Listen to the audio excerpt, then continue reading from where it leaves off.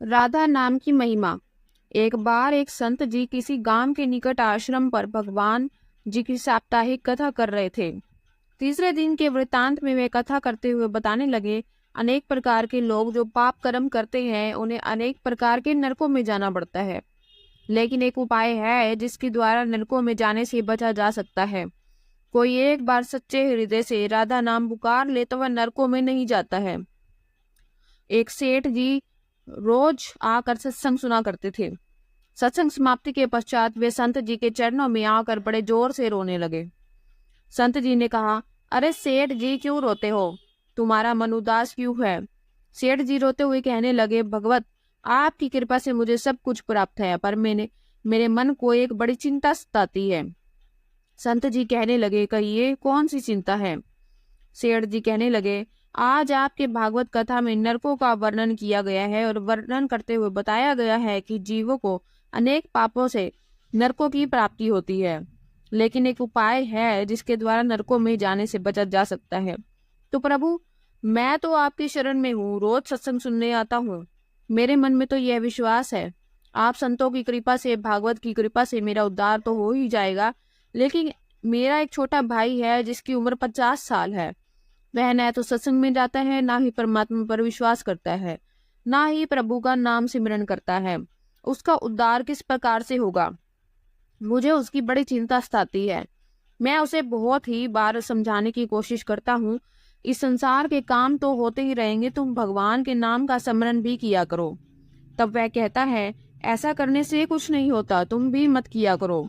मैं जितना आस्तिक हूँ प्रभु के प्रति, जितनी मेरी आस्था है, वह उतना ही कट्टर और अनिश्चयवादी है। तब संत जी ने कहा, क्यों चिंता करते हो? एक दिन उसका भी उद्धार हो ही जाएगा। सेठ जी रोते हुए कहने लगे, हे भगवान, उसका उद्धार कब होगा? आप जैसे महापुरुष हमारे गांव में आए हैं, मुझे तो आप पर ही यकीन है, आप ही उसको उद्धार करके जाएंगे। अब आप कैसे भी कृपा कर मेरे घर आइए और एक बार तो उसके मुख से श्री राधा नाम का उच्चारण कराइए। तब सेठ जी की विनय सुन संत जी कहने लगे, कल सत्संग समाप्ति के पश्चात मैं आपके घर आऊंगा और उसे परमात्मा का सुमिरन अवश्य कराऊंगा। दूसरे दिन हुआ, सेठ जी उसके घर गए। संत जी के आने का इंतजार करने लगे। आश्रम पर कथा की समाप्ति हुई। अब संत जी अपने वचन के अनुसार सेठ जी के घर पहुंचे। जैसे ही घर पहुंचे, सेठ जी ने बड़े श्रद्धा भाव से संतों का स्वागत किया। उन्होंने अपने भाई को बुलाकर कहा, संत जी आज हमारे घर पधारे हैं, उनका दर्शन कर लो। वह अंदर से बैठे बैठे कहने लगे, मुझे ना किसी संत से मिलना है, ना ही भगवान से मिलने की इच्छा। तुम ही उनकी सेवा करो और तुम ही उनका पेट भरो। संत जी ने जब यह वचन सुने, सेठ जी रोते हुए कहने लगे, भगवान जी देखा आपने, आपके सामने ही आपका अपमान कर रहा है। संत जी कहने लगे, सेठ जी ख्याल ना कीजिए, सब कुछ अच्छा होगा। अब सेठ को दिलासा देते हुए संत जी पलंग से उतरे और उसके भाई के कक्ष में आ गए। उसके कंधों पर हाथ रखकर कहने लगे, और बताओ आज तक कितना कमाया? वह संत जी को इस प्रकार से अपने नजदीक देखकर कहने लगा, अपना हाथ मेरे कंधे से हटाओ। मैं ना तो संतों को मानता हूँ, ना ही भगवान को मानता हूँ। लोग जितने आस्तिक होते हैं, मैं उतना ही कट्टर नास्तिक हूँ। मैं भगवान को नहीं मानने वाला हूँ। आप मेरे नजदीक क्यों आए हो? संत जी कहने लगे, मैं तो अपना काम करने आया हूँ। संतों का काम होता है लोगों का उद्धार करना।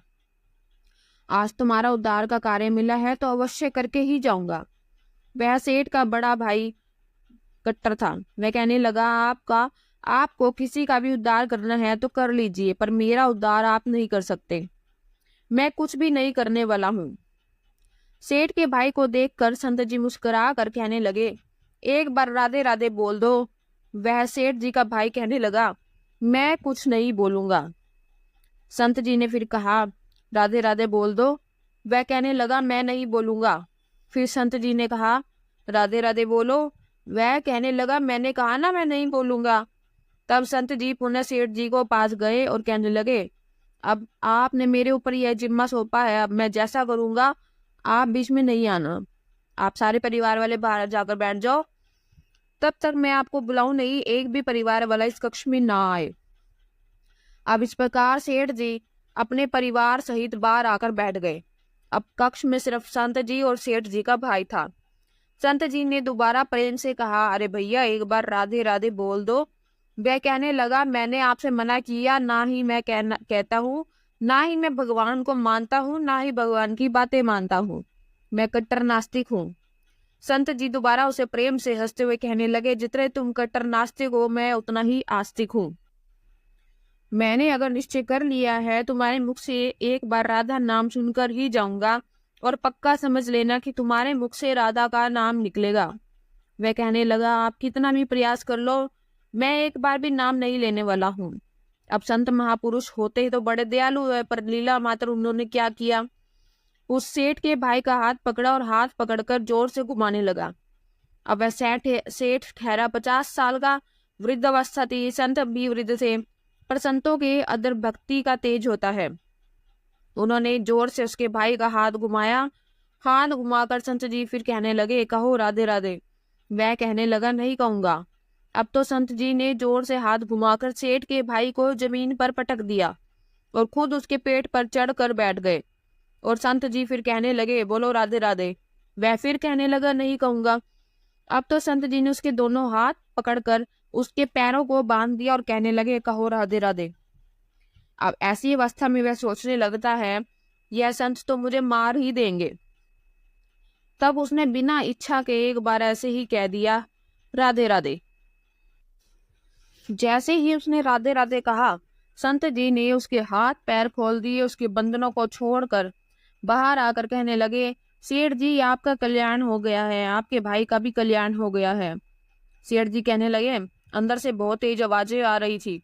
तब संत जी कहने लगे, आपने काम ही ऐसा दिया था, आपने कहा वह नास्तिक है, कभी कुछ बोलता ही नहीं।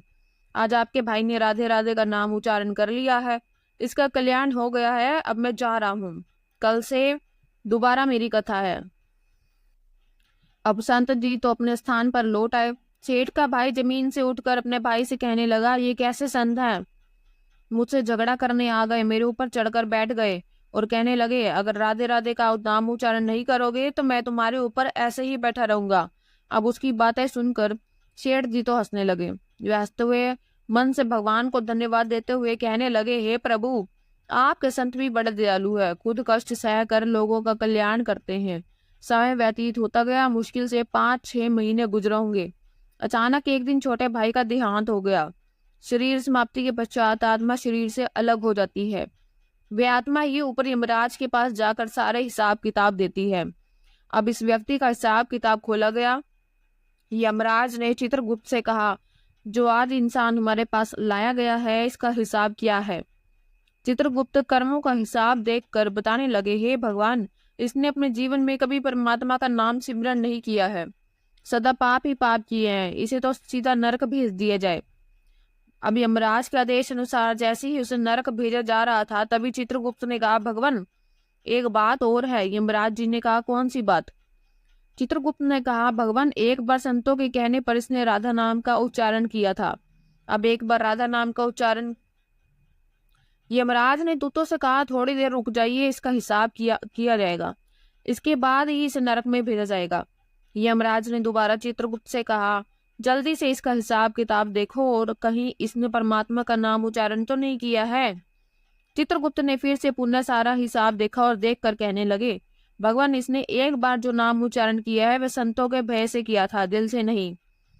पर एक बार राधा नाम का उच्चारण किया है, जीवन पाप में, अब क्या किया जाए। तब यमराज ने उसी इंसान से पूछा, एक बार बताओ, हम तुम्हें पहले राधा नाम का उच्चारण का फल दे या फिर तुम्हें नरक में भेज दिया जाए। तब वह भक्त हाथ जोड़कर कहने लगा, भगवान नरक में तो जाना ही है, इससे अच्छा आप मुझे एक बार राधा नाम का उच्चारण का फल दे दो, फिर मुझे जहां चाहो वहां भेज देना। अभी यमराज जी अपनी पुस्तक खोल कर देखने लगे कि एक बार राधा नाम का उच्चारण का फल क्या है। उन्होंने सारी पुस्तक खोल दी और उन्हें कोई फल दिखाई नहीं दिया। तब वह विचार करने लगे, एक बार राधा नाम का उच्चारण का फल तो मुझे पता ही नहीं है। तब वह अपनी शंका के निवारण करने के लिए उस भक्त को अपने साथ लेकर स्वर्गलोक में आ गए। स्वर्ग में आकर यमराज ने इंद्रदेव से कहा, हे इंद्रदेव, मुझे बताइए एक बार राधा नाम का उच्चारण करने का क्या फल है। तब इंद्रदेव ने बहुत प्रयास किया, उन्हें भी इसका फल नहीं पता चला। तब भी वह देवता मिलकर ब्रह्मा देव के पास आ गए। ब्रह्मा देव ने जब उनके सबसे देखा तब ब्रह्मा देव उनसे पूछने लगे, यह आपके साथ इंसान कौन है? तब इंद्रदेव कहने लगे, भगवान, इसने एक बार राधा नाम का उच्चारण किया है, बाकी सारा जीवन इसने पाप किया है। हमें तो पता नहीं राधा का उच्चारण का फल क्या है, इसलिए अब हम आपके पास आए हैं। तब ब्रह्मा जी ने बड़ा प्रयास किया, राधा नाम का उच्चारण का फल क्या है अब उन्हें भी पता नहीं चला। तब यह ब्रह्मा देव कहने लगे, हम सब मिलकर इसे अपने साथ लेकर भगवान शंकर जी के पास चलते हैं। तब वह भगवान शंकर जी के पास पहुंचे। भगवान शंकर जी से प्रार्थना करके कहने लगे, हे महादेव, इस इंसान ने सारा जीवन पाप किया है, बस एक बार संतों के कहने पर राधा नाम का उच्चारण किया है। अब आप एक बताइए कि एक बार राधा नाम का उच्चारण का फल क्या मिलता है? तब महादेव जी ने बड़ा प्रयास किया पर वह भी राधा नाम की महिमा को बता नहीं सके। तब शंकर जी कहने लगे, अब हमें भगवान श्री कृष्ण के पास चलना पड़ेगा, क्योंकि वही राधा तत्व को जानते हैं।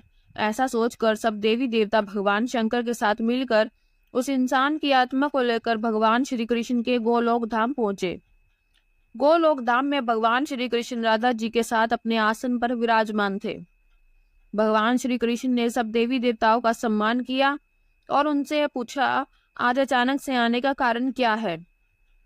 तब भगवान शंकर हाथ जोड़कर कहने लगे, हे भगवान, यह इंसान इस धरती से लाया गया है। इसने अपने जीवन में अनेक पाप किए हैं, पर एक बार राधा नाम का उच्चारण किया था। यमराज जी पता न कर सके कि एक बार राधा नाम का उच्चारण का फल क्या है। तब वह इसकी जानकारी लेने के लिए इसके साथ इंद्र जी के पास स्वर्ग में गए, तो फिर स्वर्ग से होते हुए ब्रह्मालोक आए, फिर ब्रह्मालोक से होते हुए वह मेरे पास पहुंचे। अब मैं इन सबको अपने साथ लेकर आपके पास आया हूँ। अब आप बताइए, एक बार राधा नाम का उच्चारण क्या फल हो सकता है? जब इस प्रकार की बातें चल रही थी तो श्री कृष्ण के पास बैठी राधा रानी बड़े जोर से हंसने लगी। तब श्री कृष्ण ने कहा, हे राधिका, क्यों हंसती हो? तब राधिका कहने लगी, हे भगवान, यह अभी तक राधा नाम का महत्व समझ नहीं सके। तब भगवान शंकर जी कहने लगे, हे महारानी, राधिका के नाम का क्या असर है, आप हमें बताइए ना।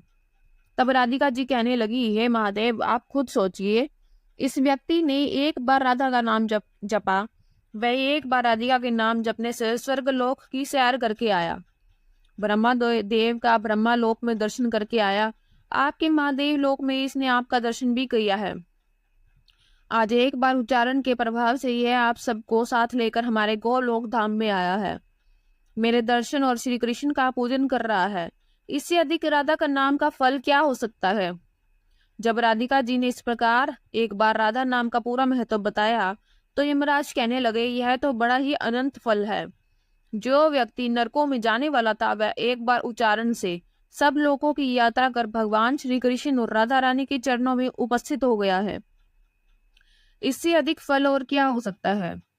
तब फिर यमराज कहने लगे, भगवान, क्या अब इसे नरकों में जाने की आवश्यकता नहीं है? तब श्री कृष्ण जी कहने लगे, हे धर्मराज, जिसने एक बार राधा रानी के चरणों का दर्शन कर लिया हो वह तो कभी भी नरक में नहीं जा सकता।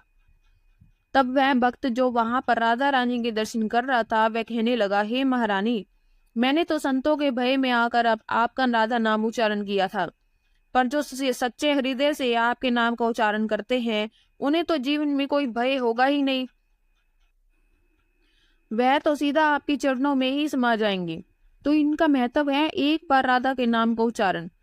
जो सच्चे हृदय से जो एक बार कह दे राधे राधे श्याम मिला दे, तो राधा नाम का उच्चारण करते ही परमात्मा का साक्षात दर्शन हो जाता है। राधे राधे। अगर आपको वीडियो पसंद आई हो तो हमारे चैनल को सब्सक्राइब कर लें। धन्यवाद।